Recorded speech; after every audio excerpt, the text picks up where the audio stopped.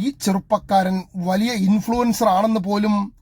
പെൺകുട്ടികളുടെ ഇടയിൽ ഇൻഫ്ലുവൻസ് കൂടിയതുകൊണ്ട് പാലക്കാട് ടൗൺ സൗത്ത് പോലീസ് എറണാകുളത്ത് നിന്നും പൊക്കി.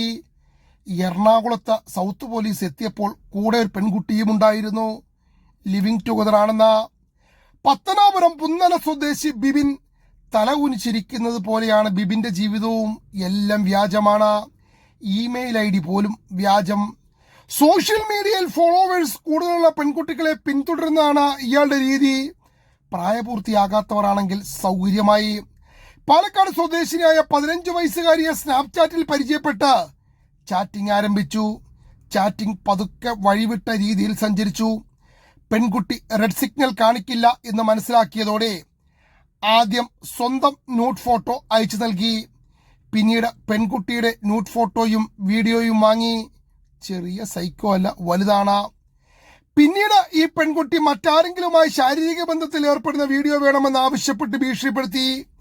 ഇല്ലെങ്കിൽ അയച്ചു തന്ന വീഡിയോ സ്നാപ്ചാറ്റ് വഴി പ്രസിദ്ധീകരിക്കുമെന്ന് ഭീഷണിപ്പെടുത്തുകയായിരുന്നു. ഇതിനാണ് പാലക്കാട് സൗത്ത് പോലീസ് പിടികൂടിയത്. സോഷ്യൽ മീഡിയയിലെ പുലിയാണ്. ആരുടെ അക്കൗണ്ടും വ്യാജമായി നിർമ്മിക്കും. പോലീസ് ഏറെ പണിപ്പെട്ടാണ് പ്രതി ബിബിനാണെന്ന് ഉറപ്പിച്ചത്. മലപ്പുറം തേഞ്ഞിപ്പാലം സ്റ്റേഷനിലും സമാനമായ കേസിലെ പ്രതിയാണ്.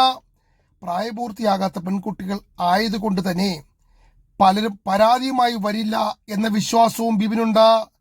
എന്തായാലും ഇങ്ങനെയുള്ള സൈക്കോകൾ നമ്മുടെ നാട്ടിൽ അപകടമാണ്.